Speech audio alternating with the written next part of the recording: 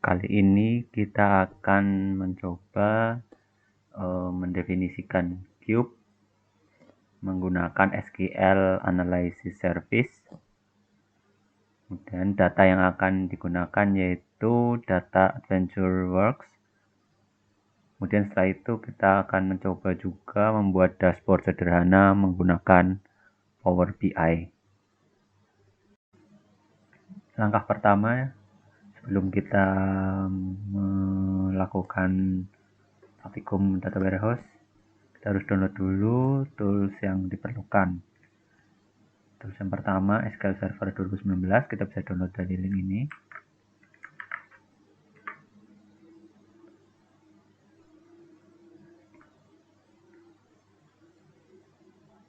Kemudian scroll, pilih yang Windows, dan pilih install on Windows.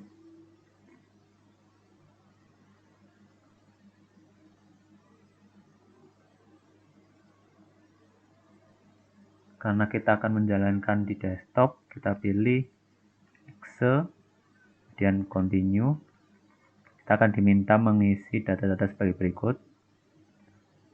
Isi sesuai dengan permintaannya di form ini, kemudian klik continue. Selanjutnya akan terdownload file ISO seperti berikut. Nah, kurang lebih ini hasil nanti download dari link SQL Server tadi. Tools selanjutnya yang perlu kita download yaitu SQL Server Management Studio 2019. Untuk mendownloadnya kita bisa menggunakan link ini. Kita copy ke browser. Kemudian halaman ini akan langsung memberi kita link ke download SQL Server Management Studio. Klik dan kita save file. Kita taruh di tempat yang ditentukan. Kemudian klik save di sini karena saya sudah download jadi nggak saya lanjutkan. Nanti setelah terdownload, ya ini file yang hasil yang akan kita download. Tools berikutnya yaitu SQL Server Data Tools. Kita bisa menuju ke link ini.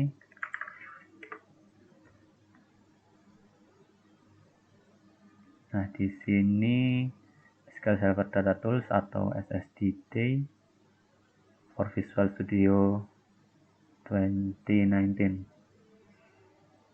Di sini petunjuknya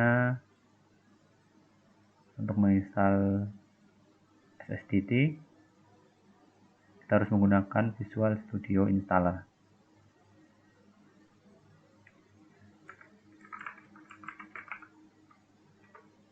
Nah, Visual Studio Installer.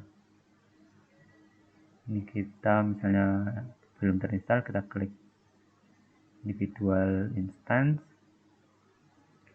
Kemudian di data storage and processing kita centang, pastikan bahwa SQL Server Data Tools ini terpilih. Kemudian kita bisa klik install. Ini karena di komputer saya sudah terinstall, jadi tidak perlu diinstal lagi. Dan tunggu instalasi sampai selesai.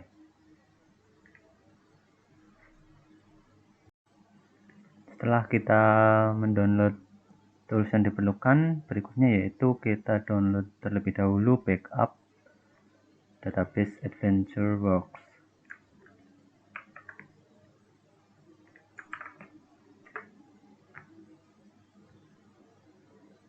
Nah, di sini ada beberapa pilihan. Karena kita menggunakan SQL Server 2019, maka kita mendownload yang paling atas. Di sini ada 3 pilihan, OLTP, Data Warehouse, Lightweight. Karena kita akan membuat Data Warehouse, kita bisa langsung pilih yang AdventureWorks DW 2019 Bug. Dan kita bisa pilih langsung, kita download, kita save ke tempat yang kita inginkan. Dan nanti setelah selesai, kurang lebih hasilnya itu ini AdventureWorks DW 2019.bug. Setelah kita download semua tools yang kita butuhkan, langkah selanjutnya yaitu kita menginstal SQL Server 2019. File ISO yang tadi kita download, kita bisa mount dan kita jalankan setup.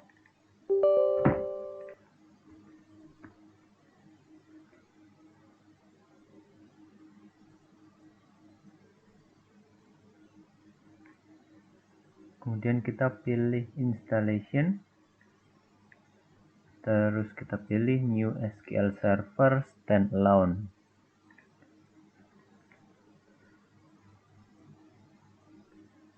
Dan karena kita tadi download yang evaluation, kita pilih specify of free edition evaluation, klik next, dan kita klik I accept, tunggu. Ini opsional, bisa kita klik untuk otomatis update atau bisa langsung kita next saja. Dan kita tunggu proses pengecekan.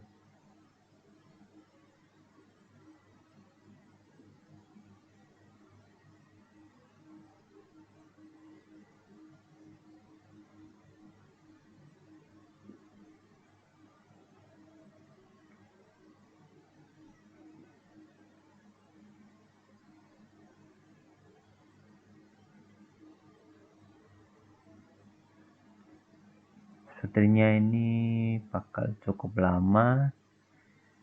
Ya, langsung mungkin nanti kita skip kalau udah selesai.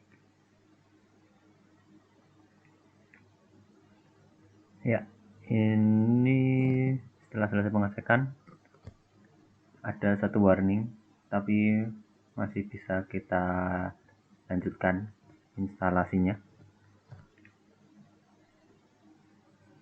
Kemudian di sini kita memilih fitur yang akan kita install. Ada banyak pilihan. Kalau misalnya space masih banyak, bisa kita pilih saja select all.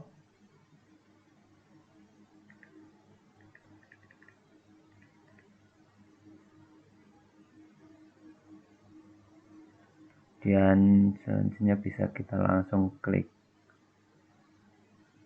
next.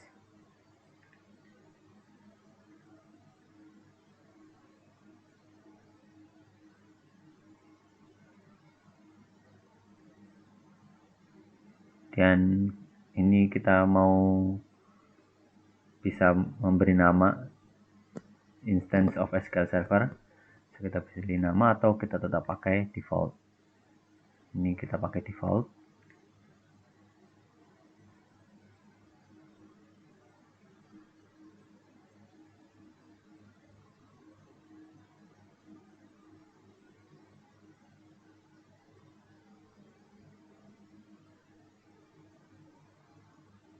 Ini karena kita standalone, kita biarkan aja defaultnya. Kemudian ini opsional, apakah kita akan menggunakan CRE yang akan di-download atau kita bisa menggunakan CRE yang sudah ada. Kebetulan di komputer saya sudah ada CRE, jadi saya pilih provide. Dan saya cari dulu. Nah, sudah ada CRE. Dan kita klik next. Ini kita bisa pilih startupnya, apakah ini akan langsung jalan ketika komputer kita startup atau harus kita start manual. Dan di sini ada pilihan collision. Ini kita pilih default saja. Kemudian ini konfigurasi, ada memori, TimeDB, data directory. Ini kita biarkan default untuk sementara ini. Kemudian ini authentication modenya bisa kita pilih mix atau Windows. Ini saya biar mudah, saya pakai Windows. Terus add current user. Menunggu proses.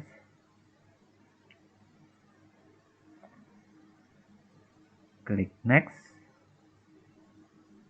Nah, ini server mode. Ini ada pilihan tabular, power pivot, multidimensional, and data mining. Karena nanti kita akan membuat cube, maka di sini kita pilih multidimensional. Kemudian ini data directories, biarkan aja. Dan user kita bisa menambahkan sendiri atau seperti tadi langsung saja kita tambahkan current user. Kemudian kita klik next. Ini kita biarkan saja defaultnya.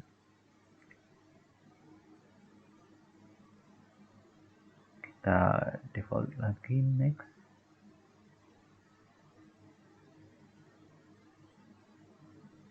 Ini untuk distributed replay controller, bisa kita skip. Ini juga kita next. Ini untuk R, kita akan instalasi R.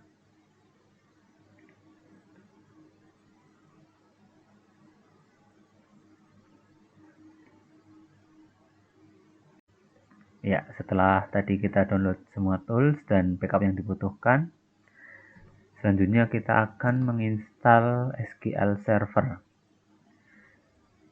dari ISO yang kita download tadi. Kita jalankan setup.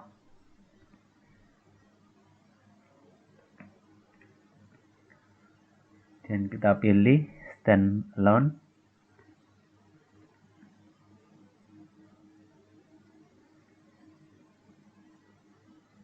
Ini opsional, bisa kita pilih, bisa enggak. Tapi untuk sekarang saya enggak pilih.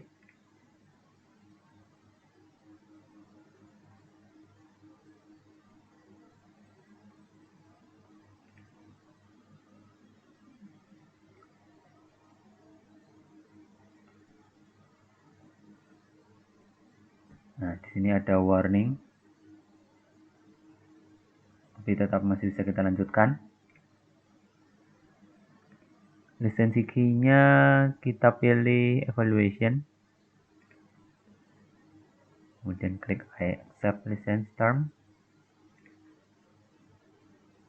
Nah, selanjutnya kita pilih fitur yang akan kita gunakan. Ini ada banyak pilihan.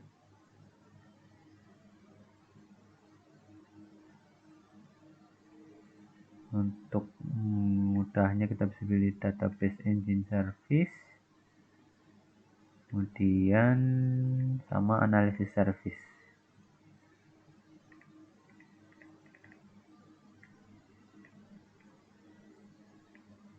Opsi lainnya nanti misalnya kita butuh, kita bisa install lagi dari setupnya. Tapi untuk sekarang kita install yang esensial.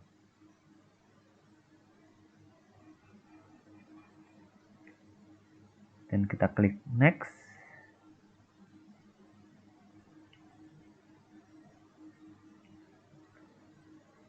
Instance-nya kita pakai default. Kita bisa juga kasih nama.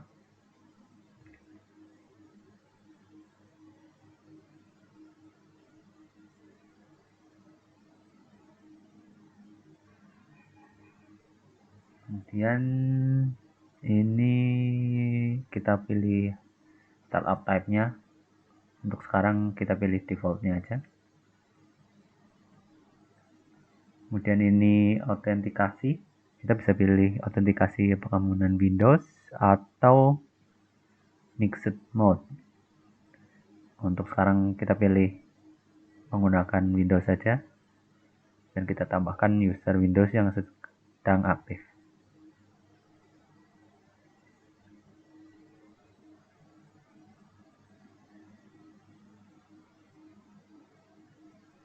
Nah, dan kita klik next. Karena kita nanti akan membuat cube, maka kita pilih multidimensional, kemudian add current user,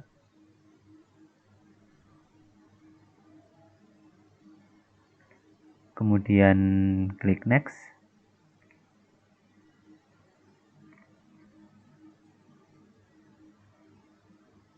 Ini opsi-opsi yang tadi kita pilih, dan kita klik install. Kita tunggu sampai proses instalasi selesai dilakukan.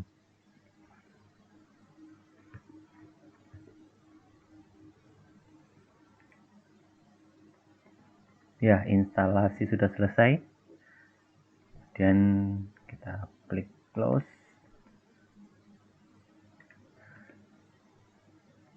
Selanjutnya setelah SQL Server, kita install SQL Management Studio. Kita gunakan file yang telah kita download tadi.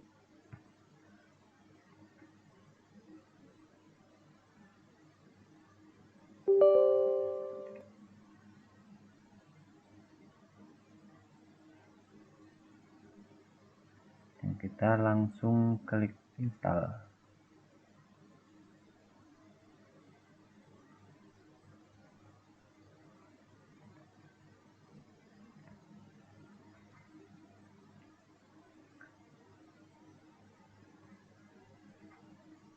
Ya, kita tunggu proses instalasinya.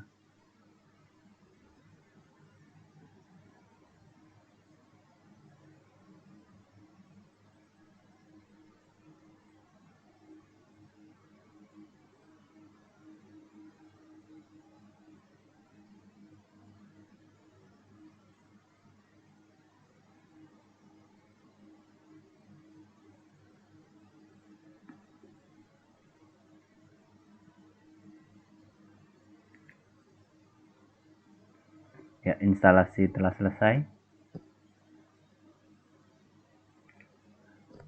Selanjutnya kita coba login ke dalam Management Studio.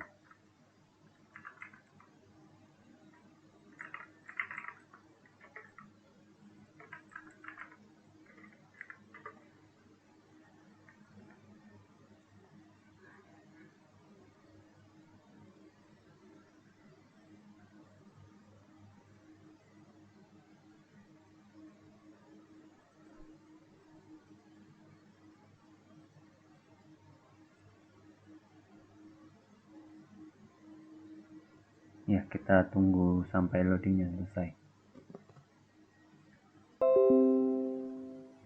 Ya, setelah berhasil loading, kita masuk menggunakan Windows Authentication sesuai yang tadi kita install. Untuk mengecek apakah berhasil instalasinya. Ya, instalasi SQL Server dan SQL Server Management Studio telah berhasil kita lakukan.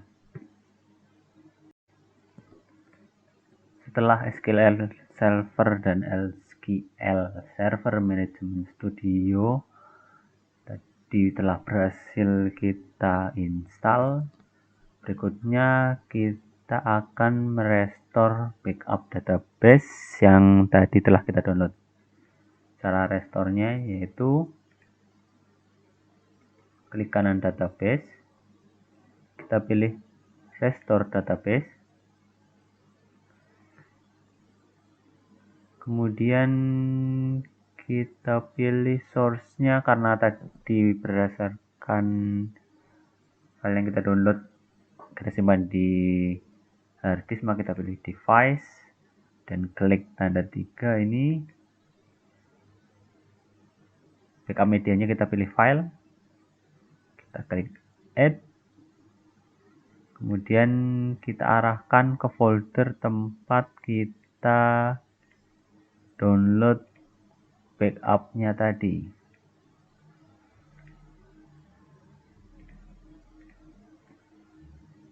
Nah, ini ada beberapa pilihan yang kita untuk saat ini restore yang data warehouse.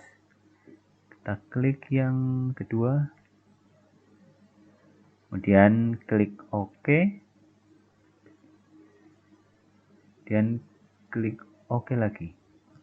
Kita tunggu sampai, nah sudah berhasil. Untuk melihatnya kita bisa klik Object Explorer, kemudian akan muncul Adventure Works DW 2019. Ini artinya backup telah berhasil kita restore ke SQL Server 2019. Setelah kita selesai melakukan restore, berikutnya yaitu kita akan menginstal SQL Server Integration Service dan Analysis Service. Pertama-tama kita buat dulu project kosong di Visual Studio.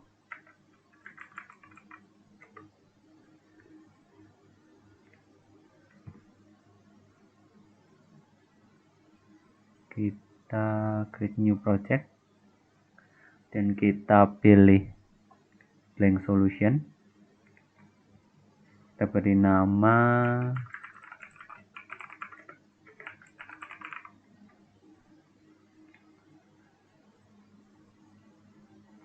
ya. Kemudian untuk menginstal kedua tools tadi kita klik extension, kemudian manage extension, kita search integration. Nah, kemudian kita klik paling atas, kita klik download. Ketika klik download, kita akan diarahkan ke link kurang lebih dan akan keluar jendela seperti ini. Kita pilih save file. Jika sudah selesai download,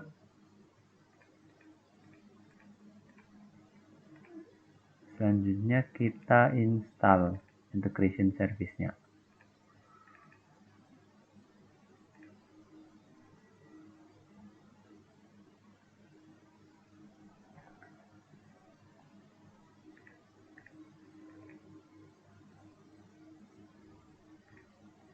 Klik next.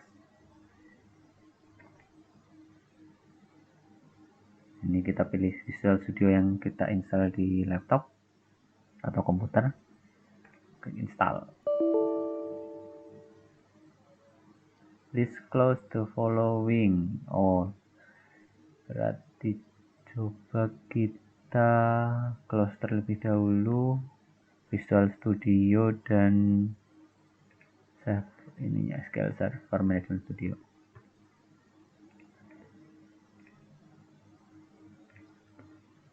Coba kita install ulang lagi. Nah.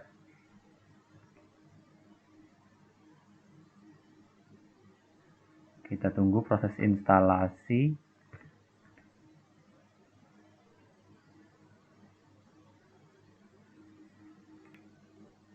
Ya, SQL Server Integration Service telah berhasil diinstal.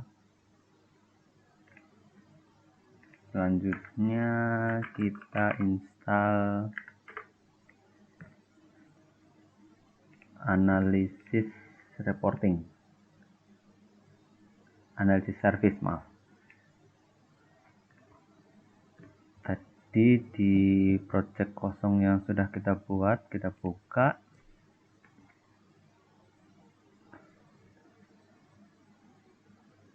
dan kita pilih extension, manage, kita cari analysis service.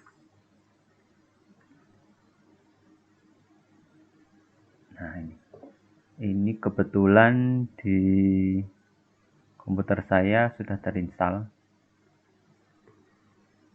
jadi sudah tanda centang. Kalau belum, nanti di sini akan muncul tombol download dan bisa langsung diklik download, kemudian menunggu proses sampai nanti ada notifikasi selesai. Setelah tadi kita berhasil menginstal tools dan ekstensi di Visual Studio, sekarang kita akan mulai membuat project untuk membuat cube. Pertama, yaitu kita membuat analisis service project terlebih dahulu dengan cara klik kanan di Solution Explorer window ini dan klik Add New Project. Kemudian kita cari Analysis Services Multidimensional and Data Mining Project. Next, kita beri nama.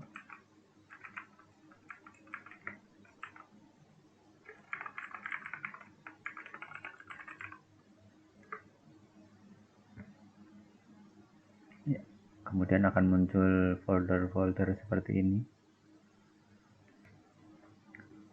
Setelah membuat project itu, kita akan mendefinisikan terlebih dahulu data source yang akan kita gunakan. Akan kita sambungkan dengan backup VentureWorks yang sudah kita restore. Caranya, klik kanan data source, pilih new data source, dan akan muncul wizard seperti ini. Klik next, create a data source, pilih create a data source based on an existing or new connection. Kemudian klik new,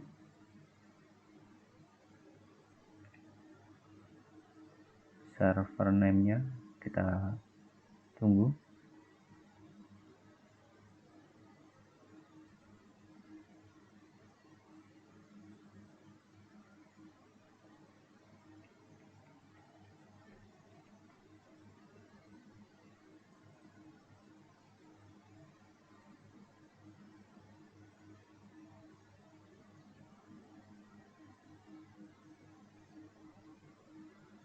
Nah, di sini belum muncul apa ya? Karena tadi SQL servernya kita install di lokal, kita bisa coba masukkan localhost. Kemudian database name-nya nanti akan muncul AdventureWorks DW 2019. Dan kita tes connection terlebih dahulu. Succeed, oh berarti berhasil. Oke, kemudian kita klik OK. Kemudian selanjutnya kita pilih next.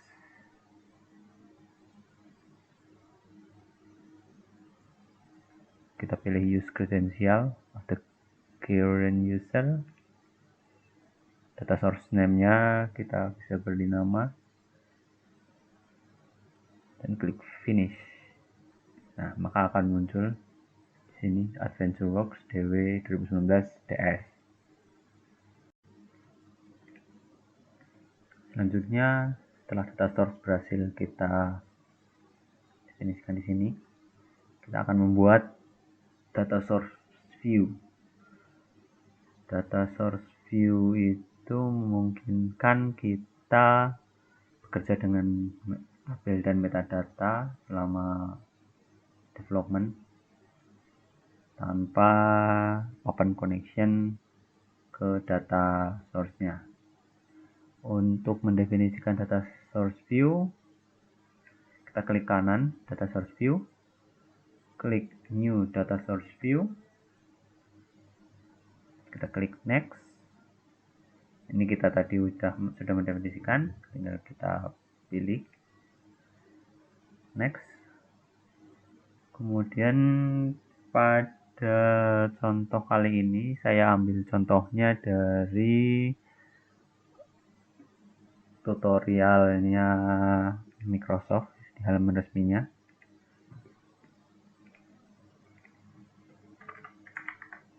Ya, ini kurang lebih linknya.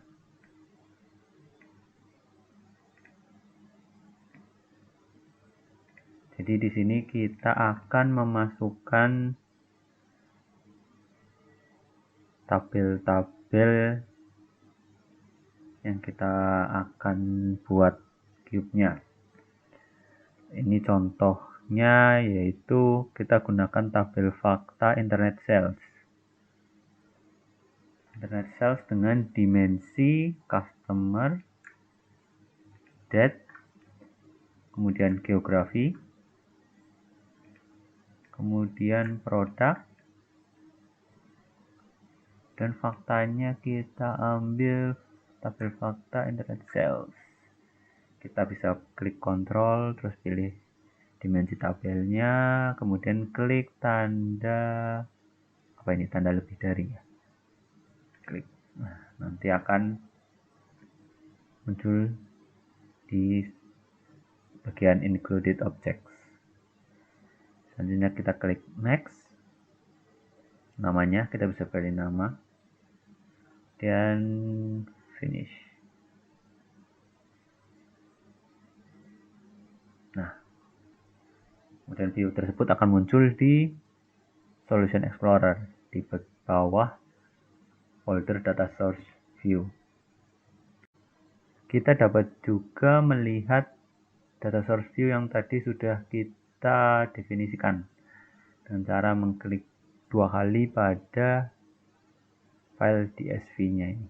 Kita klik di sini 2 kali. Kurang lebih tampilannya seperti ini. Mana di tengah itu tabel fakta internet sales, di screen ada dimensi customer, dimensi tanggal, date, dimensi produk, dan dimensi geografi.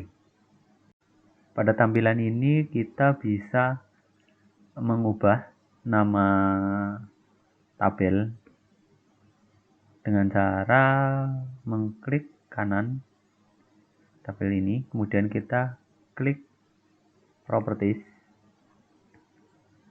Nah, di sini kita bisa mengganti namanya di sini menjadi misalnya yang tabel fakta internet sales, kita ubah jadi internet sales dengan mengubah property friendly name.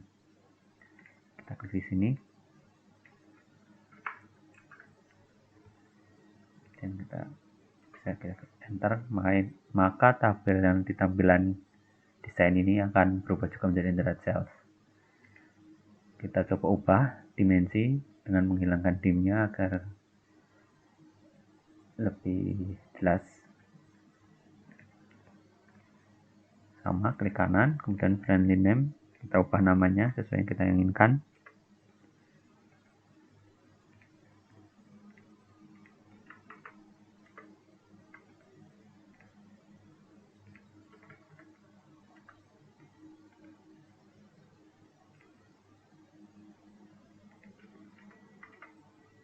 Nah, kurang lebih jadi seperti ini.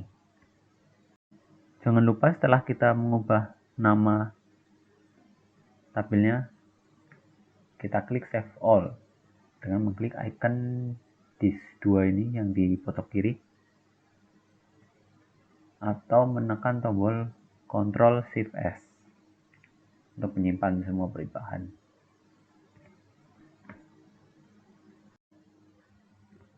Selanjutnya kita akan membuat dimensi dari data source yang sudah kita masukkan. Untuk membuat dimensi kita bisa menggunakan yang berikut.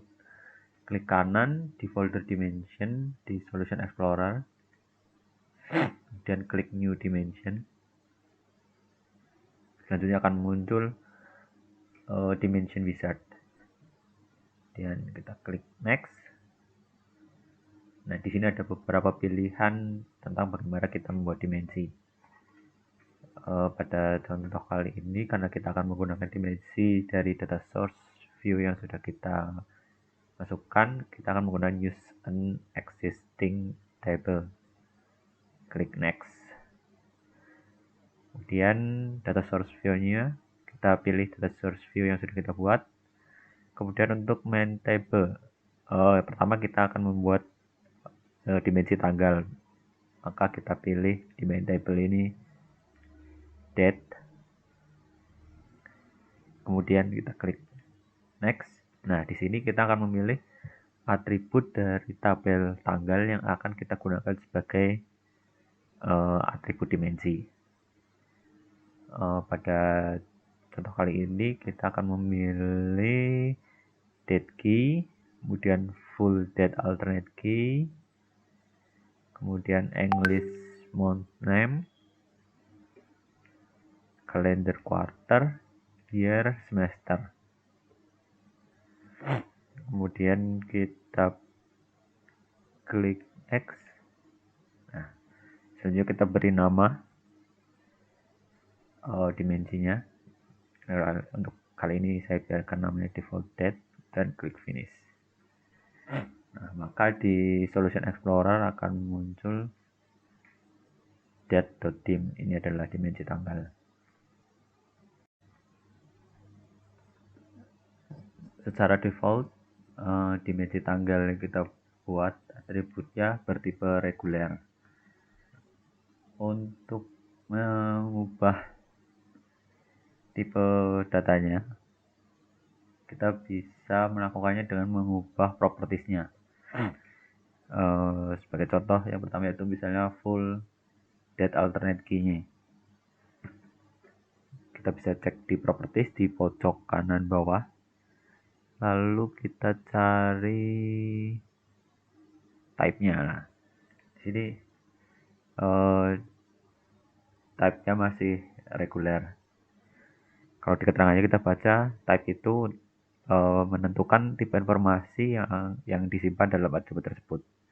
Karena informasinya ini adalah tanggal penuh, maka perlu kita sesuaikan menjadi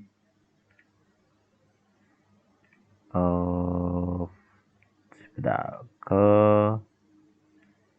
tipe date kalender,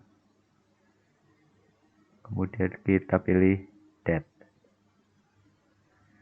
Nah, ini akan berubah tipe menjadi date. Kemudian kita perlu sesuaikan juga untuk atribut yang lain. Misalnya ini English month name, ini akan menyimpan bulan ya, jadi bisa kita sesuaikan di sini type-nya date calendar month. Nah, kemudian calendar year, ini tahun, kita pilih date calendar years, dan semester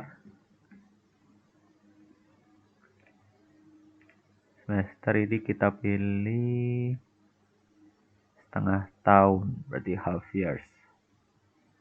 Kemudian kalender quarter, ini triwulanan,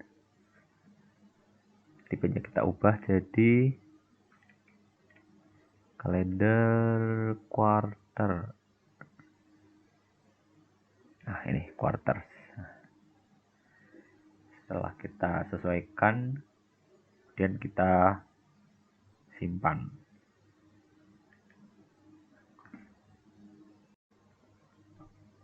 Jika kita lihat di atribut, di bawah atribut yang kita tadi ubah ada garis biru.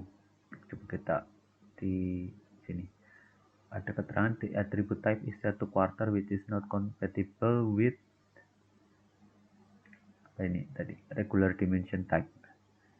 Nah, di sini muncul semacam warning karena kita tadi membuat dimensi depth, namun kalau kita cek di propertiesnya tipenya masih regular. Untuk menghilangkan warning itu kita bisa ganti type-nya jadi karena tanggal kita ganti jadi waktu.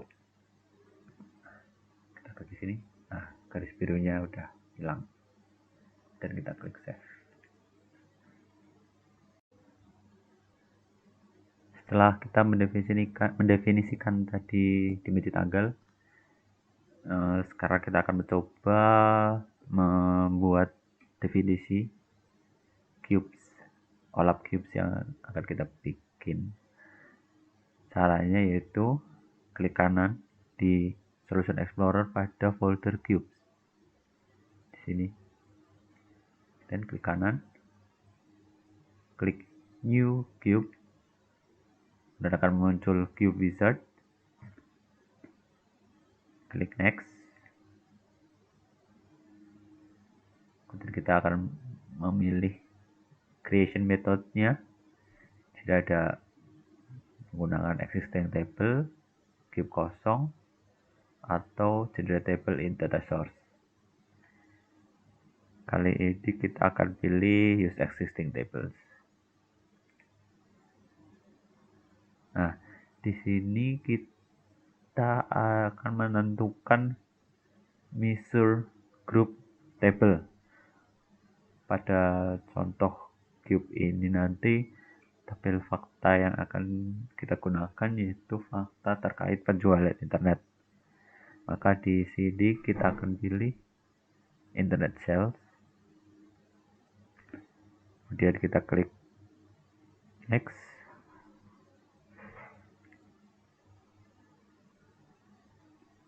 Nah, di sini akan muncul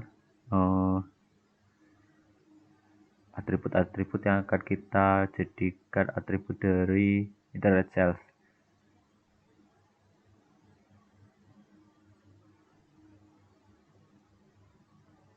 Di sini ada banyak, karena ini measures itu nanti kita akan gunakan untuk grouping, perhitungan, maka kita pilih hanya atribut yang berisi angka. Maka kita uncheck, misalnya kayak promotion ini tidak berisi angka, kita hilangkan. Currency, sales territory, kemudian revision number. Sisanya order quantity, unit price, extended amount, unit price, discount amount, dan sebagainya akan kita gunakan nanti untuk grouping dan sum akan tetap kita akan gunakan sebagai atribut dari measures ini.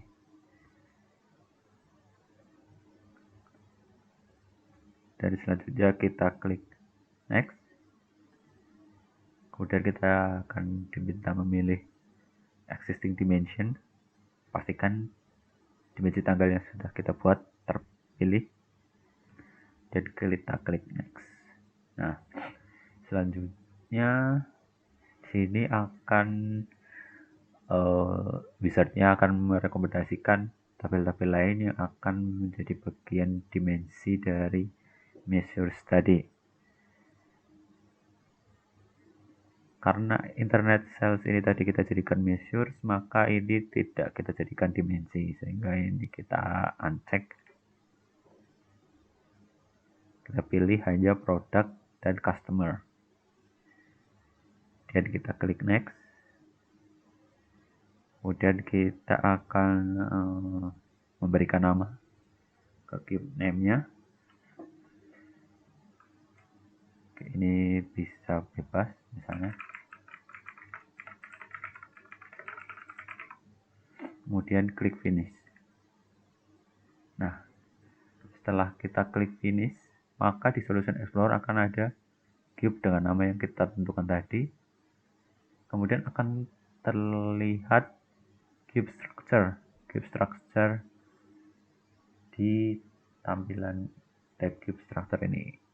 Ini gambaran struktur cube-nya, dimana kotak ini yang atasnya kuning ini adalah measures-nya, dan yang berwarna biru adalah dimension-nya.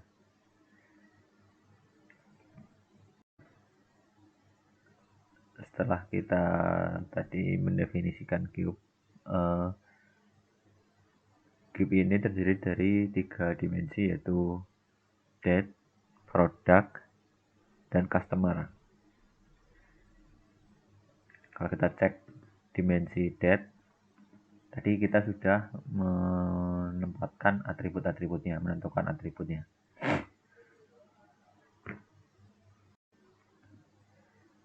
Namun kalau kita coba cek untuk dimensi yang lain, misalnya customer, di sini baru ada atribut customer key dan geography key. Kemudian untuk dimensi produk baru ada atribut product key. Oleh karena itu kita perlu menambahkan atribut untuk dimensi-dimensi ini. Cara untuk menambahkannya itu sebagai berikut. Untuk customer dimension, untuk menambahkan atribut kita bisa memilih atribut dari data source view yang kita sudah tentukan tadi, yaitu di dimension structure. Terus di data source view ini nanti ada, kalau untuk customer dia terhubung juga dengan geografi.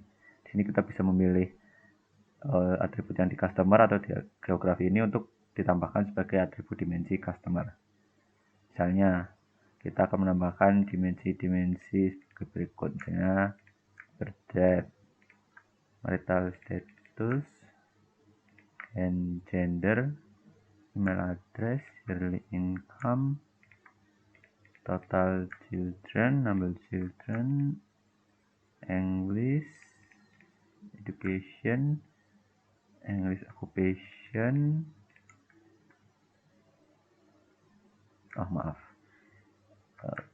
tadi ke klik, kita klik marital status, terus gender,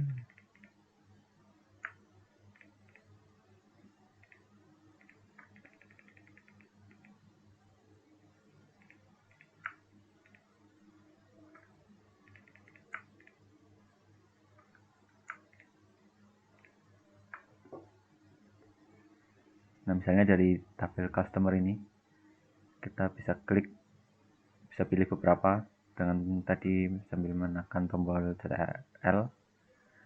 Kemudian kita drag atributnya ke panel atribut. Nah, kemudian akan muncul atribut-atribut dari dimensi. Dan kita bisa juga menambahkan atribut dari data source geografi sebagai atribut dari dimensi customer. Nah, ini city, state province name, terus English country, sama postal code. Ini kita bisa juga drag ke sini. Nah, ini nanti akan muncul sebagai atribut dimensi customer. Kita juga bisa melakukan hal yang sama untuk dimensi produk. Kita pilih atribut-atribut yang kita inginkan. Kita bisa memilih beberapa dengan mengklik sambil menekan tombol Ctrl.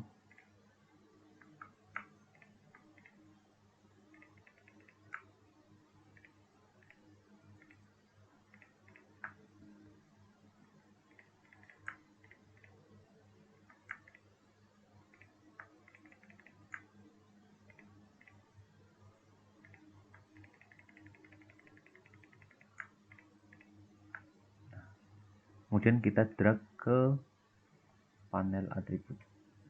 Nah, setelah menambahkan atribut ini, baik di produk maupun di customer, jangan lupa untuk menyimpan perubahannya.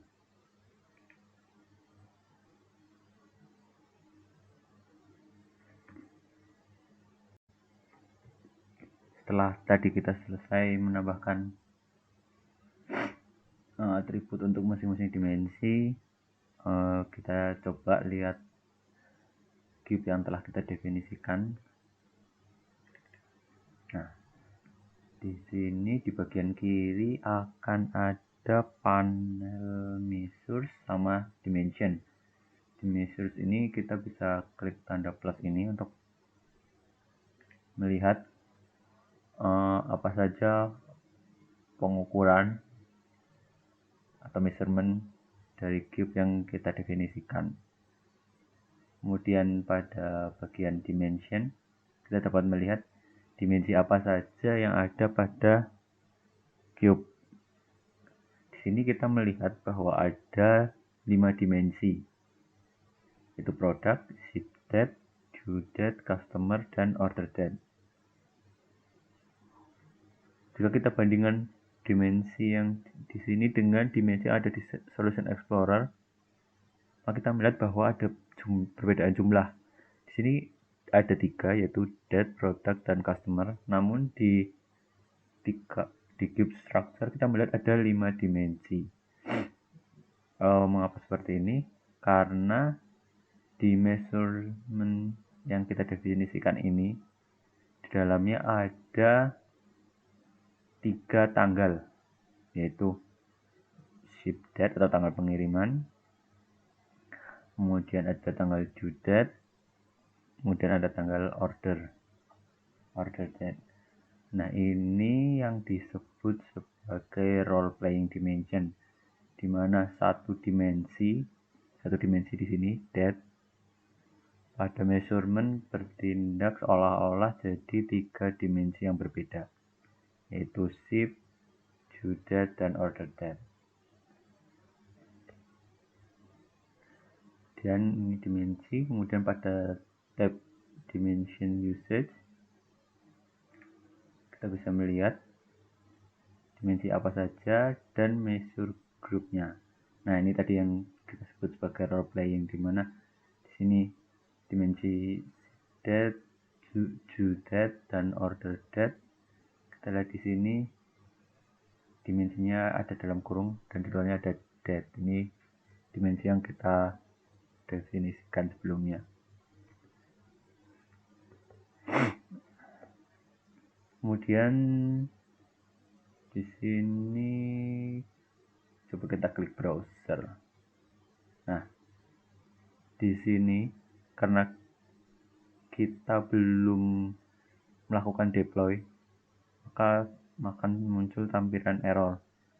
Agar kita bisa browse, kita harus melakukan deploy cube terlebih dahulu. Untuk melakukan deploy, kita bisa mengatur beberapa konfigurasi terlebih dahulu. Dengan cara melakukan klik kanan, ada nama Solution Explorer ini, dan klik Properties. Nah, di sini ada opsi deployment seperti processing option, transactional deployment, server mode, target server, kemudian target database. Ada opsi debugging, ada opsi build. Untuk kali ini kita biarkan saja, kita pakai default. Nah, untuk melakukan deployment ini, kita klik kanan projectnya, kemudian kita klik deploy. Nah, di sini kita akan melihat apakah prosesnya.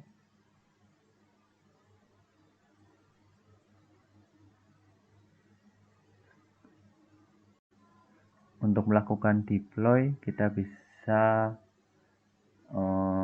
melakukannya dengan cara klik kanan di nama projectnya, kemudian kita klik deploy. Nah, kita menunggu proses deploy. Nah, kalau berhasil akan ada tulisan deployment completed successfully.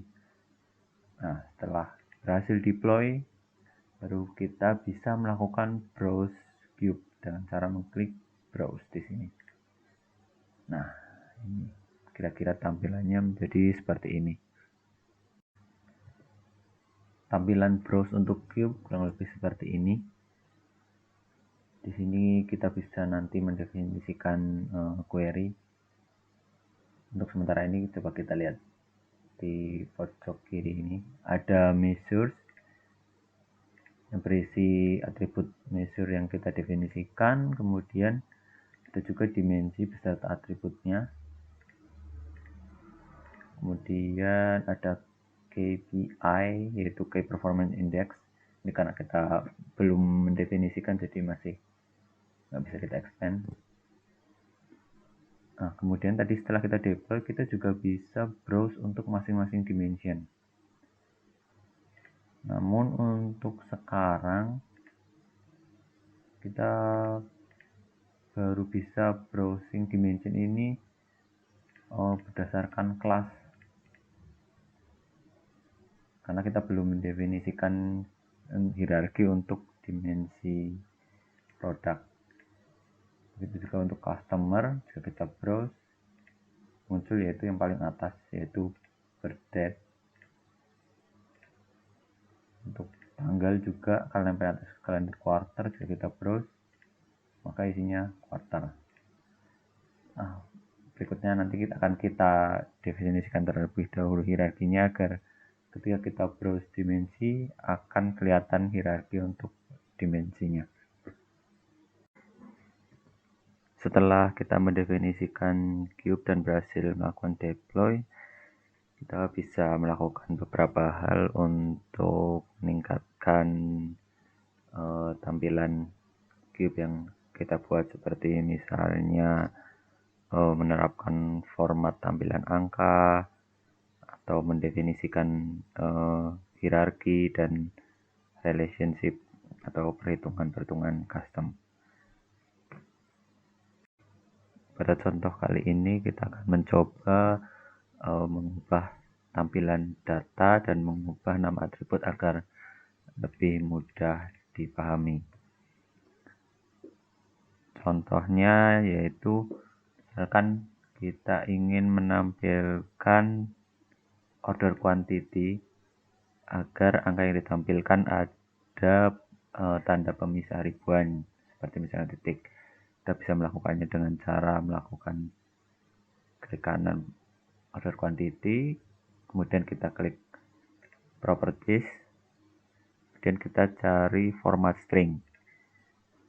Untuk menampilkan angka dengan pemisah ribuan, kita bisa menggunakan custom string seperti ini. Dan kita klik enter. Selain custom string, kita juga bisa menggunakan format string yang sudah ada. Misalnya yaitu format mata uang. Misalnya kita dilihat di sini ada atribut unit price, extended amount, unit price discount. Oh, ini enggak, ini percentage. Misalnya discount amount, product standard cost, total product cost, sales amount, tax amount, freight. Itu bisa kita setting agar tampilan datanya nanti menggunakan format mata uang. Caranya itu sebagai berikut. Untuk melakukan perubahan pada beberapa atribut sekaligus, kita bisa mengubah tampilannya terlebih dahulu menjadi tampilan grid. Nah, di sini kita bisa memilih beberapa atribut sekaligus. Tadi kita memilih unit price, extended amount, discount amount, product standard cost, total product cost, sales amount, tax amount, dan freight. Kemudian kita klik properties lagi. Di sini format string ada banyak pilihan. Misalnya kita akan menggunakan yang format mata uang, kita bisa misalnya pilih currency dan klik start. Kemudian misalnya unit price ini kita akan ubah format stringnya menjadi persentase. Kita bisa klik dan masuk ke properties, kita ganti menjadi percentage. Selain mengubah format stringnya, kita juga bisa mengubah nama atribut. Misalnya, kita kembalikan dulu ke tampilan tree. Misalnya unit price PCT ini kita mau ganti jadi unit price discount percentage. Kita bisa lakukan klik kanan, properties, lalu kita cari properties name. Nah, di sini kita tinggal ganti sesuai kebutuhan. Misalnya text amount, kita juga mau ubah.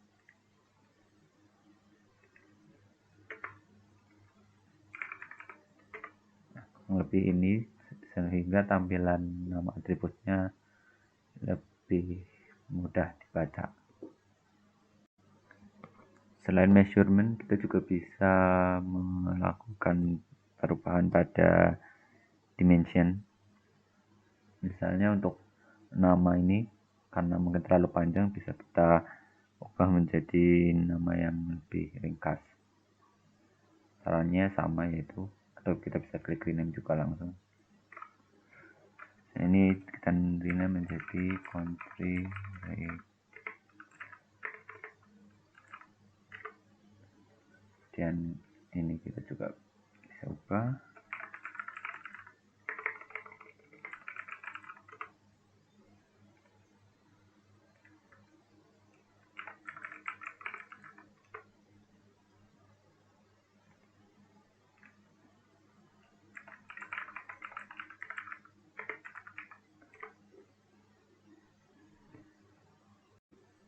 Untuk dimensi kita juga bisa mendefinisikan hierarki. Seperti misalnya di sini ada negara, kota, provinsi. Oh, ini provinsi. Ini kita bisa menyusun hierarki geografis dari ketiga atribut ini. Untuk menyusun hierarki dari atribut geografi ini, kita bisa melakukannya sebagai berikut. Kita drag, misalnya paling atas itu negara. Kita bisa drag atribut ini ke tengah ini, hierarkis, panel hierarkis. Kemudian di bawah negara misalnya kita ingin hierarki berikutnya itu provinsi. Kita bisa melakukan drag, kita taruh di bawahnya. Kemudian hierarki ketiga misalnya kota. Nah, hierarki ini kemudian bisa kita beri nama. Kita klik kanan, kita bisa rename. Misalnya kita beri nama customer geography. Ketika kita melakukan definisi ini akan ada warning. Attribute relationship do not exist between one or more level. This may result in decrease. Karena kita belum mendefinisikan relasi antara atribut dalam hierarki ini. Nanti kita akan coba mendefinisikan relasinya. Untuk mendefinisikan relasi atribut dalam hierarki ini, kita bisa melakukannya dengan cara klik attribute relationship. Kemudian kita klik kanan pada atribut city, kemudian klik new attribute relationship. Kemudian akan muncul kotak dialog create attribute relationship. Source attribute kita pilih city, kemudian related attribute atasnya kota yaitu state province. Nah, karena hubungan kota dan provinsi ini biasanya relatif tetap, maka relationship type-nya kita pilih rigid. Dan kita klik OK. ini kita sudah menghubungkan antara kota dan provinsi. Selanjutnya kita akan menghubungkan provinsi dengan negara. Caranya sama juga. Ke kanan di set province, new attribute relationship, related attribute-nya kita pilih country, region, sensitive, type-nya kita pilih juga rigid sama. Nah, kita telah berhasil mendefinisikan relasi atribut dalam hierarki. Kita lihat maka warningnya hilang. Jangan lupa untuk klik save all. Selain kolom-kolom yang sudah ada dari data source view, kita juga bisa mendefinisikan kolom baru yang nilainya merupakan perhitungan dari kolom-kolom yang sudah ada sebelumnya. Misalnya pada data nama, ada data nama pertama, first name, dan last name. Kita ingin mendefinisikan kolom baru, yaitu full name, yang merupakan yang isinya gabungan dari first name, middle name kalau ada, dan last name. Untuk mendefinisikan kolom berisi kalkulasi tersebut, caranya yaitu kita masuk ke data source view. Nah, pada tabel pen customer, kita klik kanan, kemudian kita pilih new name calculation. Nah, ini akan muncul jendela seperti ini. Kolom name kita bisa tuliskan nama kolom yang kita inginkan, misalnya full name. Deskripsi bisa kita isi sesuai deskripsi atau bisa dikosongkan. Kemudian pada expression kita bisa memasukkan ekspresi SQL yang berisi perhitungan di kolom ini. Misalnya ini saya ambil dari web tutorial.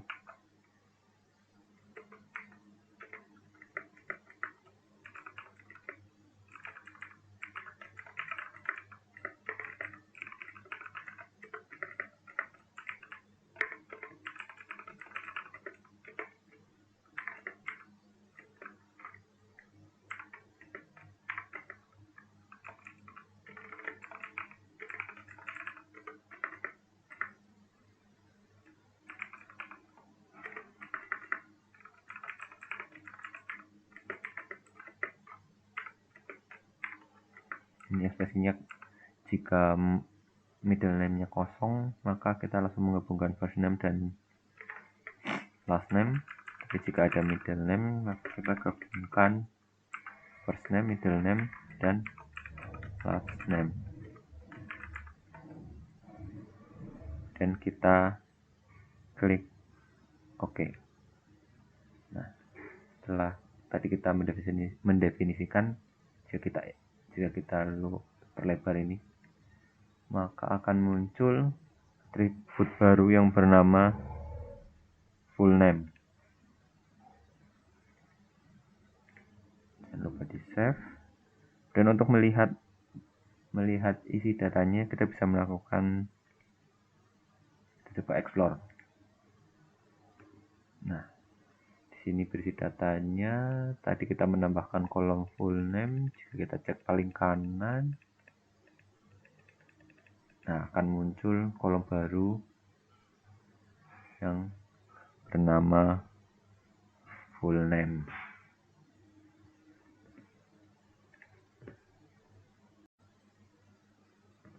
Kolom hasil perhitungan tadi bisa juga kita buat sebagai properti dari atribut lainnya. Misalnya atribut customer key ini isinya kan kode. Kita bisa jadikan nama lengkap tadi sebagai properti dari atribut ini. Caranya yaitu kita masuk ke dimension designer. Di sini customer key kita ubah namanya misalnya jadi full name. Kemudian kita ubah properti name column-nya. Name column. Nah, di sini. Kita ubah name column-nya dengan cara klik. Dan di sini. Kemudian source column-nya kita pilih kolom tambahan yang telah tadi kita buat, yaitu full name. Kemudian kita klik OK. Kemudian kita bisa tambahkan ini ke dalam hierarki.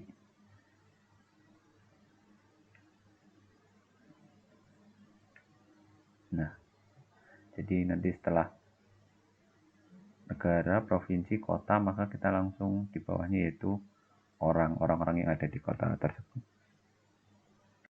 Hal lain yang bisa kita lakukan atas dimensi yaitu mendefinisikan composite key untuk atribut-atribut tertentu, seperti misalnya atribut city. Ini kota kan bisa ada kota yang sama namun di provinsi yang berbeda.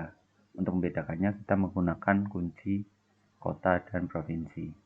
Untuk membuat composite key itu kita bisa melakukannya dengan cara klik kanan dan kita klik properties. Key column-nya kita tambahkan di sini state province name. Kemudian kita klik OK. Kemudian untuk name column, nah di sini source column-nya kita pilih city dan klik OK. Hal yang sama kita bisa lakukan juga untuk provinsi dengan negara. Kita bisa buat composite key-nya. Caranya sama, masuk properties, kemudian untuk key column kita tambahkan English country region name dan kita klik OK. Name column-nya bisa kita masukkan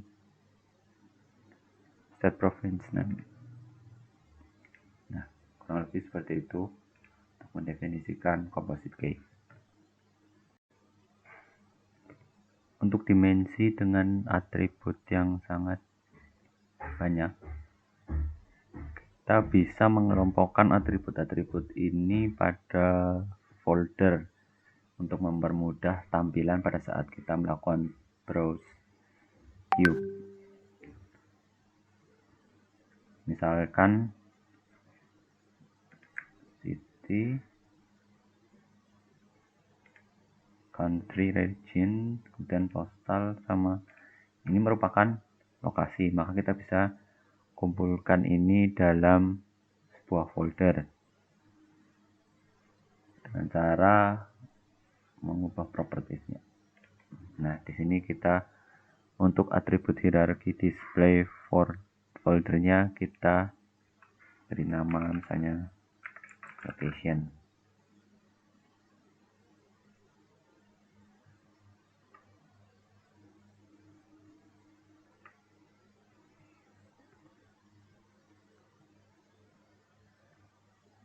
Kemudian untuk customer biografis ini kita setting juga untuk display foldernya kita pilih location tadi.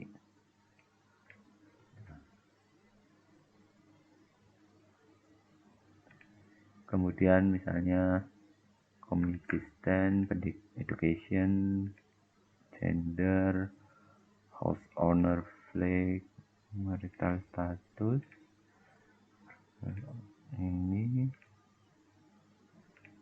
bisa kita kelompokkan dalam demografi misalnya.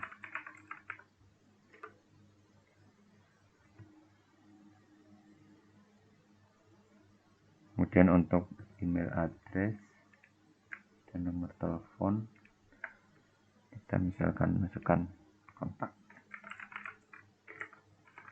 Nah, kurang lebih seperti ini contohnya. Setelah kita melakukan penyesuaian, langkah berikutnya yaitu melakukan deploy.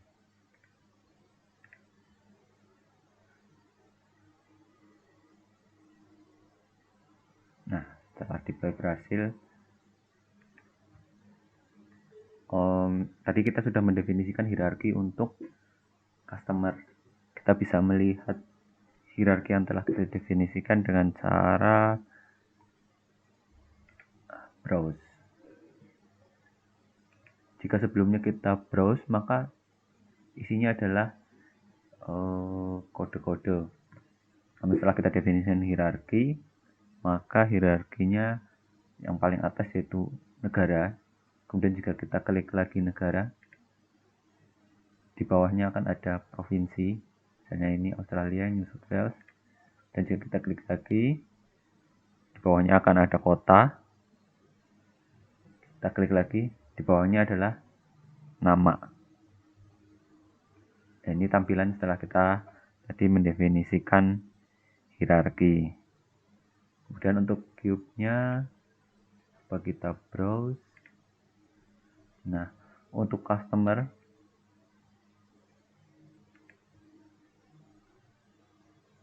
oh ini masih error, coba kita klik. Nah, setelah kita klik refresh, tampilannya nggak langsung atribut, tapi sesuai pengelompokan yang tadi telah kita lakukan.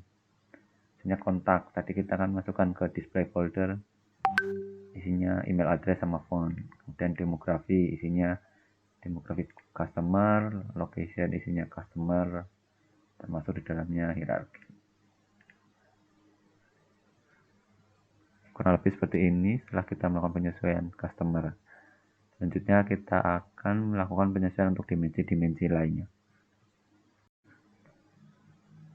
Jika kita browse pada dimensi produk, tampilannya masih seperti ini. Ini product line.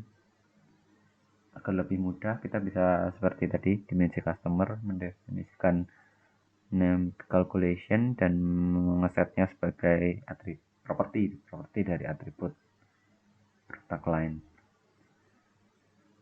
Untuk menambahkan kolom perhitungan, kita buka dulu data source view,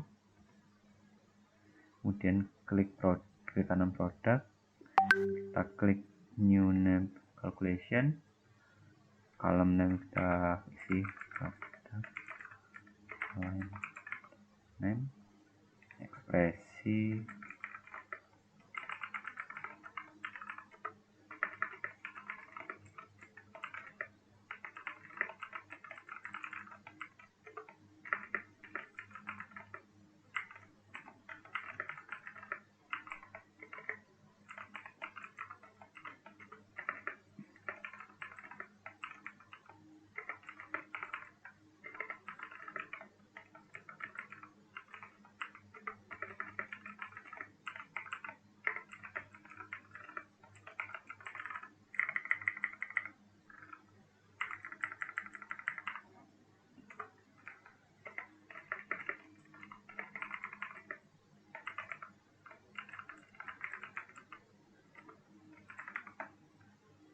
klik OK.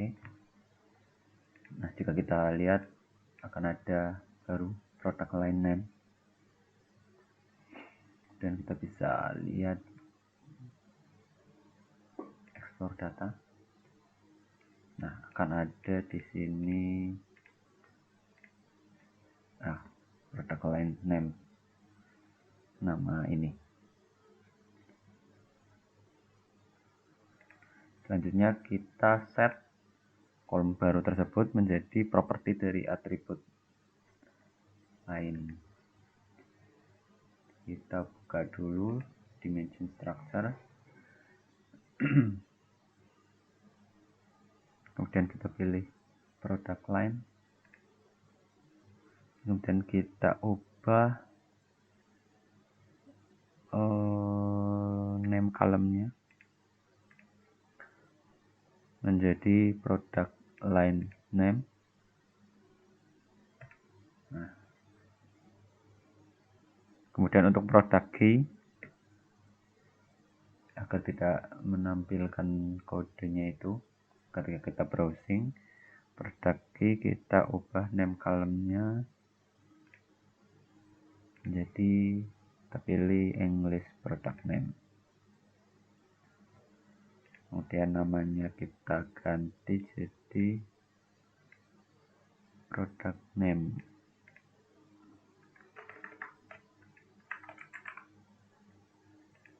Dan jangan lupa kita simpan perubahannya. Dimensi produk ini kita bisa juga membuat hierarki, karena di sini ada misalnya product line, kemudian ada model name dan detail produknya. Kita bisa membuat hierarki. Di paling atas kita product line, kemudian hanya kita model name, kemudian yang paling bawah, nah, dan kita bisa beri nama.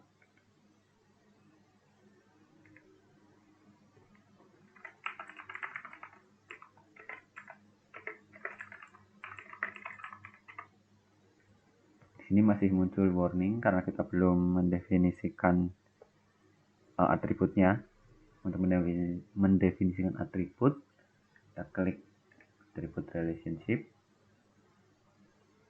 kemudian pada model ini klik kanan, new attribute relationship, search-nya model name, kemudian di sini kita name ini atasnya yaitu product line, kemudian karena ini produk itu mungkin bisa berubah-ubah, model satu di produk line tertentu, kemudian berikutnya bisa berubah lagi. Kita pilih relationship type-nya fleksibel. Nah, tampilannya akan jadi seperti ini. Dan kita save. Sama seperti customer, kita juga bisa definisikan atau mengelompokkan atribut-atribut ke dalam folder ketika kita browse queue. Misalnya class, color,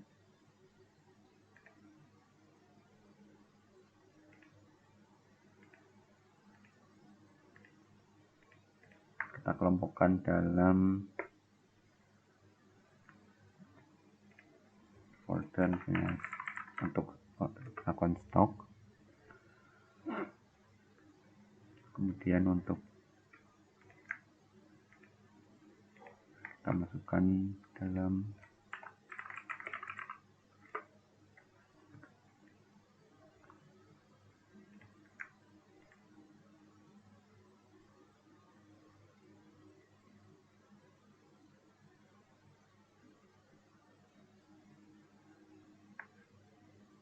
ini yang kelewat.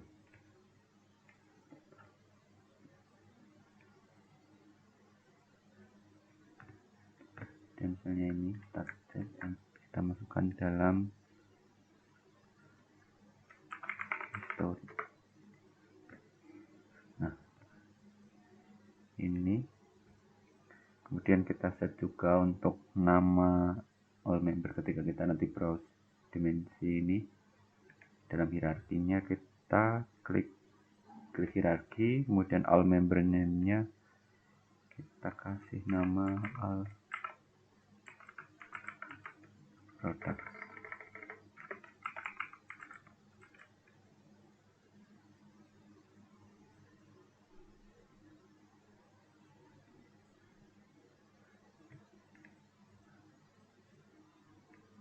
Dan klik di luar dengan di sini all attribute kita pilih juga.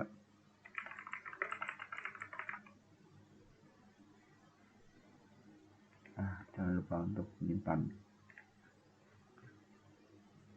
Setelah selesai melakukan perubahan, kita deploy ulang.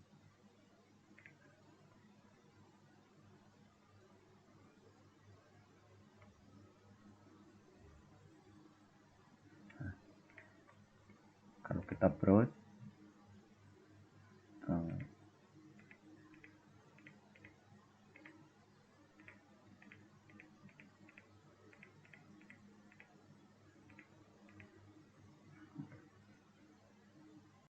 sepertinya ada kesalahan dalam kita mendefinisikan attribute relationship. Coba kita ulang lagi, kita hapus, kita bikin ulang. Product name kita terhubung ke model terhubung ke product line. Nah, coba kita save, kita deploy ulang. Nah, kita lihat apakah browse-nya udah sesuai. Coba kita close dulu, kita buka ulang. Nah, kalau kita lihat di sini all product, terus di bawahnya ada kategorinya, misalnya mountain. Dan ini kan tadi ini produk line, ini modelnya. Dan juga kita expand lagi di bawahnya, yaitu product name-nya. Dan kalau kita browse tube-nya, oh ini error, kita harus refresh dulu. Nah, di sini udah ada display foldernya sesuai yang kita definisikan tadi. Ya, ini untuk product dimension. Yang terakhir yaitu dimensi tanggal. Coba kita buka dimensi tanggal. Jika kita browse, ini angkanya masih, tampilannya masih 1, 2, 3, 4 berdasarkan date key-nya. Kita lakukan hal yang sama seperti pada 2 dimensi sebelumnya. Itu pertama, menambahkan kolom hasil perhitungan pada tabel tanggal. Kita buat new name calculation, kita simple date, dan kita buat dari full date internet key.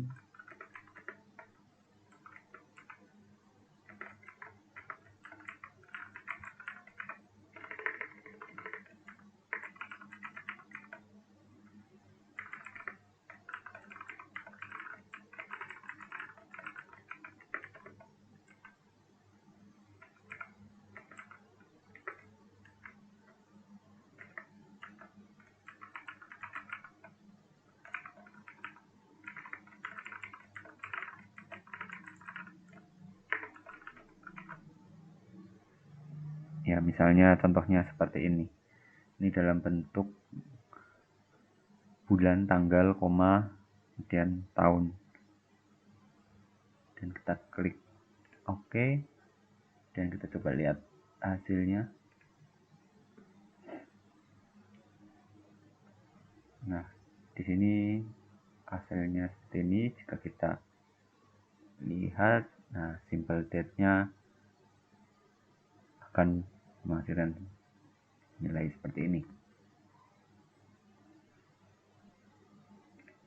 Selanjutnya, dari dimensi ini kita set calculated column-nya menjadi properti dari atribut. Di sini kita pilih date key, kita set menjadi propertinya date key. Kemudian name column-nya kita ganti jadi tadi yang baru kita bikin. Kemudian simple date, dan klik save.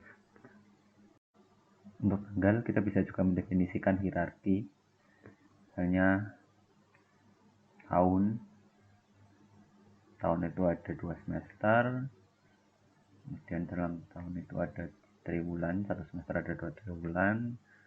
Kemudian ini ada tanggal. Nah, untuk memudahkannya kita bisa ganti namanya. Ini ganti year, ini kita ganti semester, nah kita ganti quarter, dan ini kita ganti date, dan namanya kita ganti misalnya kalender date. Nah, ini masih muncul warning karena kita belum mendefinisikan atribut relationship-nya. Dan kita definisikan di sini. Oh, kalender. Oh, kurang satu. Nah,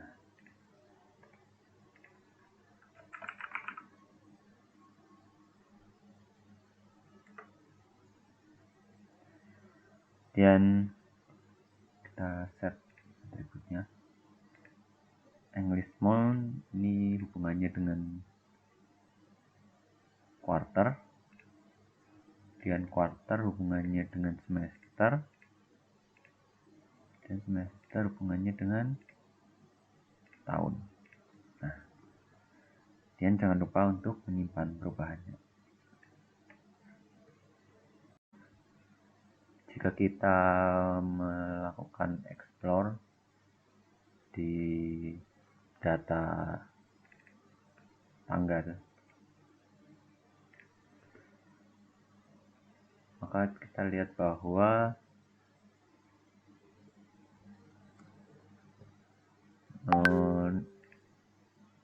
nama bulan, kemudian quarter, dan semester ini masih belum unik karena bisa saja untuk bulan, semester, dan quarter yang sama muncul di beberapa tahun.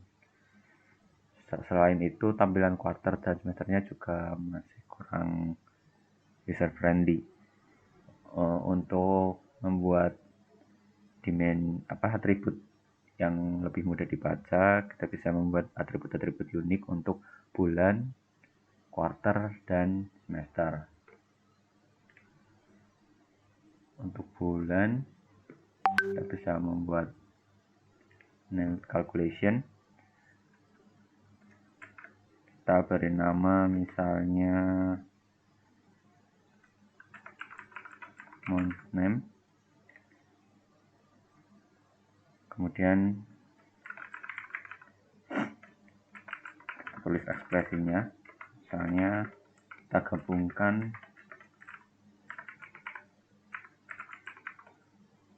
bulan dengan tahun.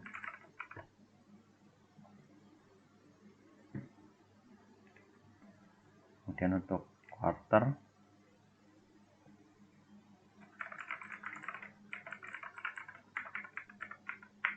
kita bisa menambahkan key quarter berapa, kemudian kita tambahkan quarternya,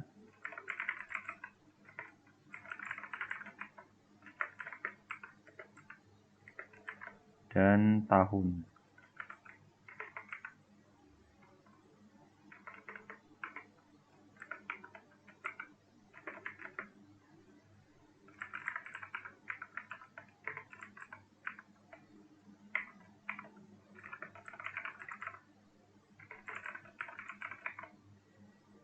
Nah, kurang lebih. Kemudian untuk semester kita buat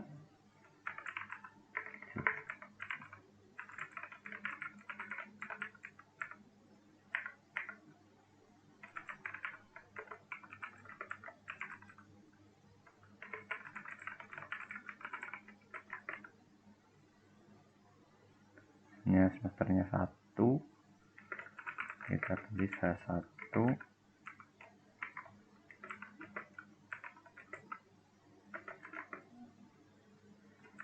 tambah tahun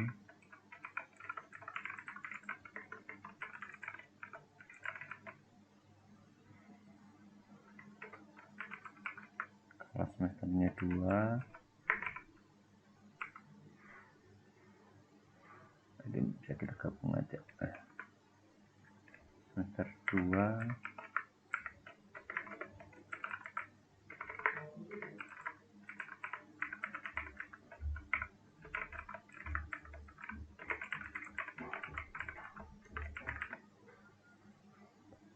Nah, kita save dan kita coba ekspor. Kita coba paling kanan. Nah,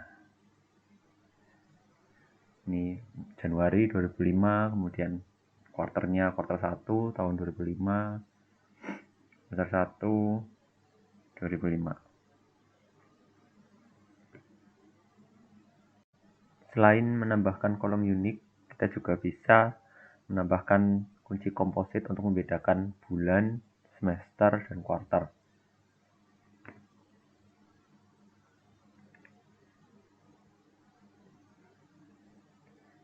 Misalnya untuk bulan, kita klik properties, kemudian pada key column-nya bulan, itu uniknya bulan dan tahun, kita tambahkan calendar year. Kemudian untuk menampilkan nama yang lebih mudah dibaca, kita set juga name column-nya tadi dengan nama month. Nah, kemudian untuk quarter juga sama, kita set key column-nya, kita tambahkan key-nya kalender, kemudian name column-nya kita tambah tadi quarter, deskripsi quarter. Kemudian semester sama juga, key column tambahkan calendar year, kemudian name column-nya kita tambahkan. Nah, kita save. Setelah selesai untuk melihat perubahannya, kita deploy.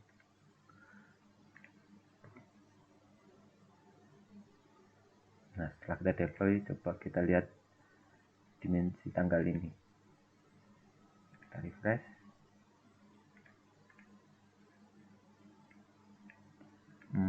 Dimensinya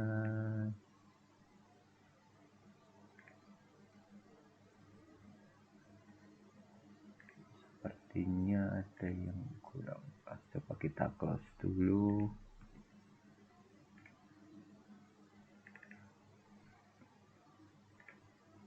Nah, coba kita browse. Nah, ini udah kita browse. Maka pertama tahun, dan jika kita perluas lagi semester, dan kita perluas lagi quarter,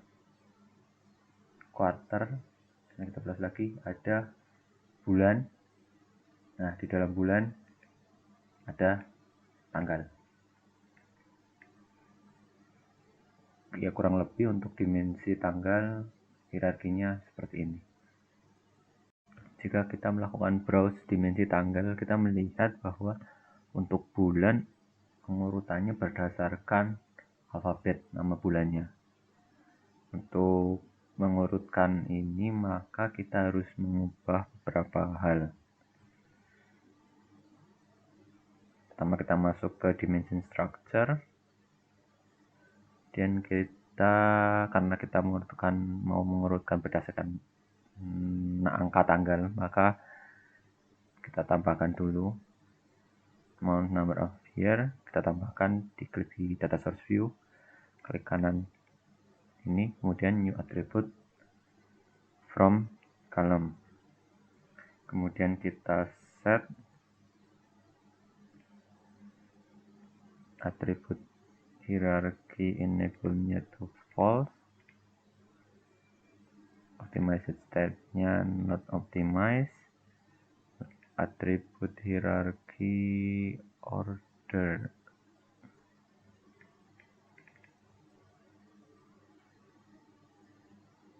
kemudian hierarki kita pilih false saja biar nggak muncul. Kemudian di atribut relationship, kemudian kita pilih month name-nya biar berhubungan dengan tadi month number of year. Kita klik, nah kita pilih, kemudian relation type-nya kita pilih rigid. Oke. Kemudian kita kembali ke dimension structure, kita pilih English month name dan kita ganti order type mana order by. Nah, order by-nya kita ganti jadi atribut key. Kemudian order atributnya kita pilih month number of year dan kita simpan. Nah, sekarang coba kita deploy ulang.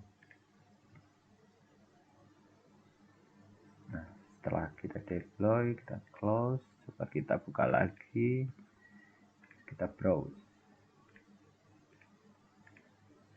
Nah, kalau kita lihat di sini sudah perurutan sesuai kronologi tanggal, kronologi bulan. Selanjutnya setelah kita selesai mendefinisikan cube dan melakukan beberapa penyesuaian, kita akan membuat dashboard. Kita akan coba membuat dashboard menggunakan aplikasi Power BI. Untuk download Power BI, kita bisa masuk ke halaman ini. Kemudian kita klik download.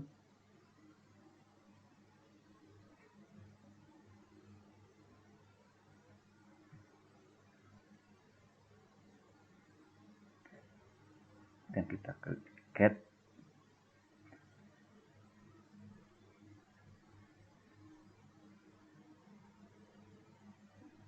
Kita tunggu proses instalasinya.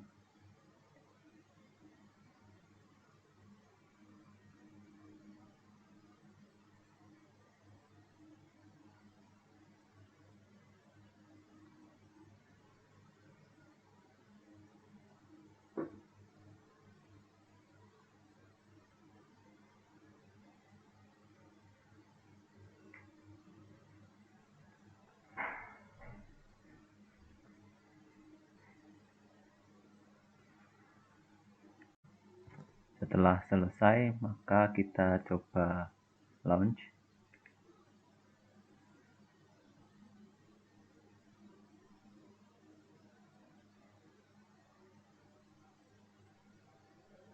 Kita tunggu sampai muncul jendelanya.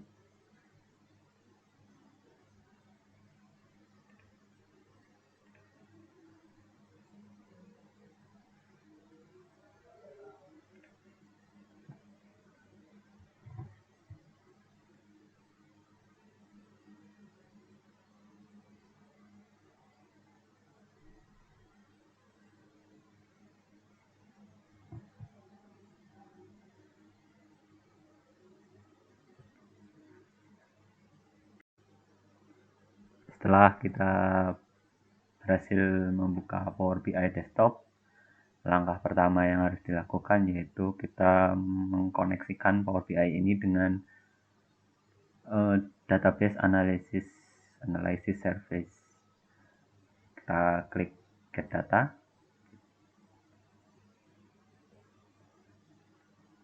Nah, kemudian kita pilih database, pilih SQL Server Analysis Services Database, dan connect. Di sini servernya sesuai dengan settingan di Visual Studio. Jika kita lihat properties, kita sesuaikan dengan ini target deployment, yaitu servernya localhost, database-nya analysis services tutorial. Kita ketikkan di sini.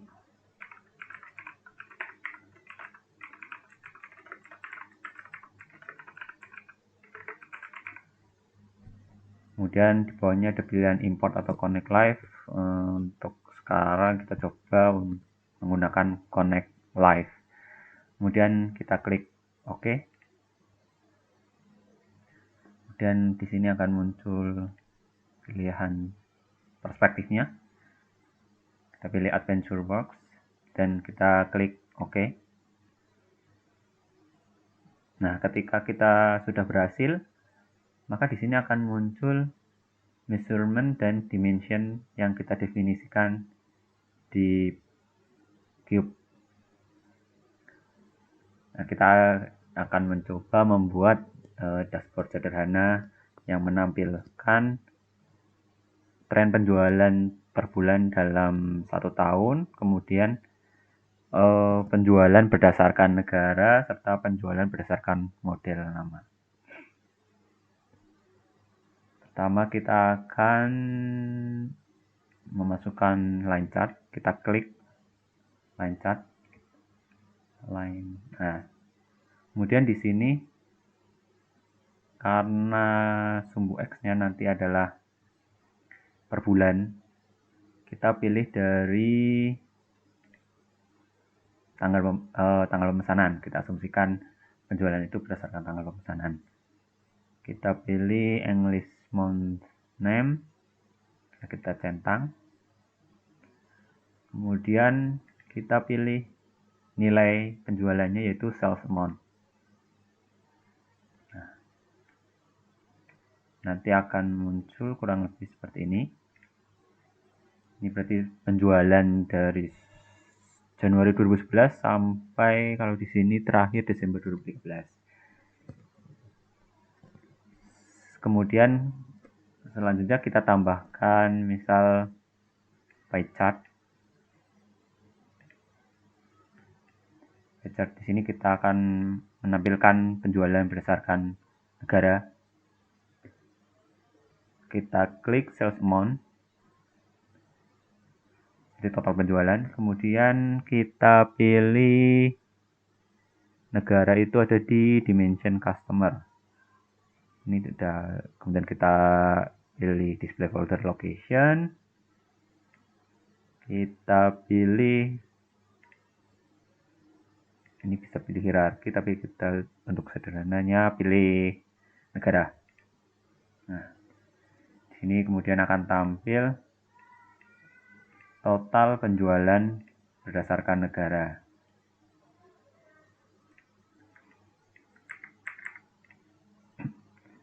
Selanjutnya kita akan menambahkan lagi bar chart, diurutkan dari yang terbanyak, penjualan berdasarkan nama model item yang dijual. Kita tambah bar chart, kemudian kita klik sales amount lagi. Kemudian untuk model name kita pilih dari dimensi produk. Kita pilih model name.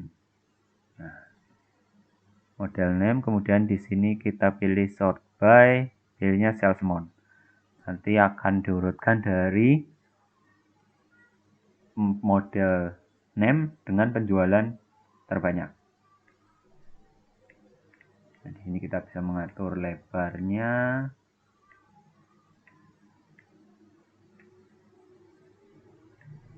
Kita atur.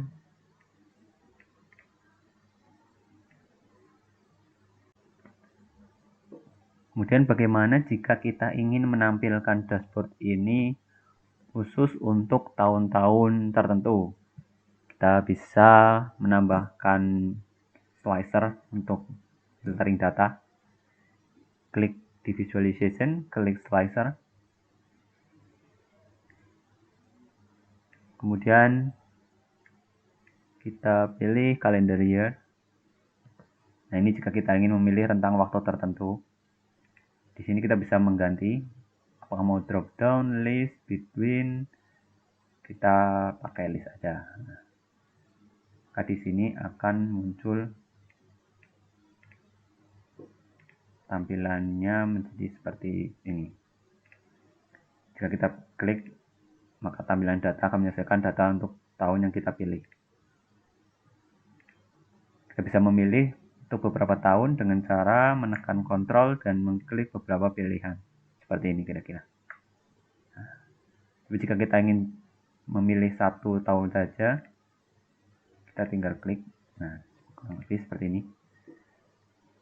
Kemudian misal kita akan memfilter model name ini berdasarkan produk line. Kita juga bisa menambahkan slicer satu lagi.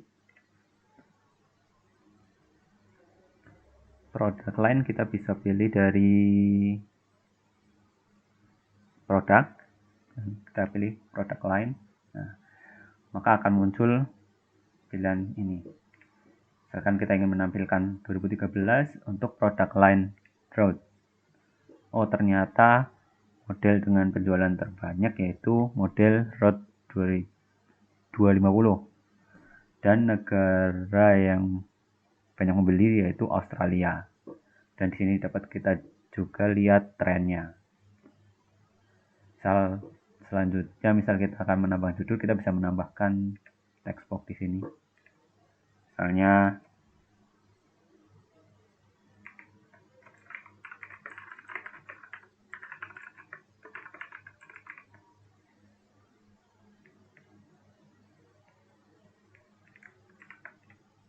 hanya kita tulis seperti ini.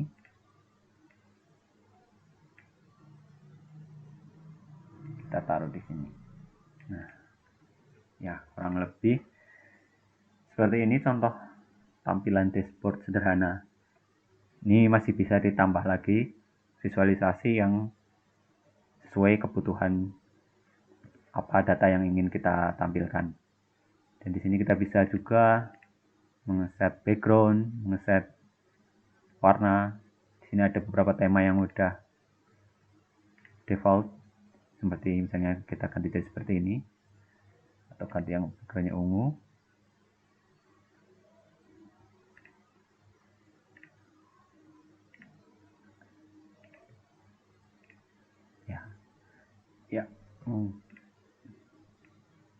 Ya, inilah cara membuat dashboard sederhana dengan Power BI yang dihubungkan dengan SQL Server Analysis Service Tutorial.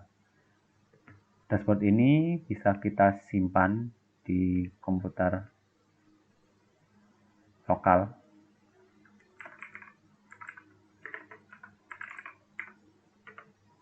Nah, nanti kita bisa membukanya lagi untuk melakukan edit.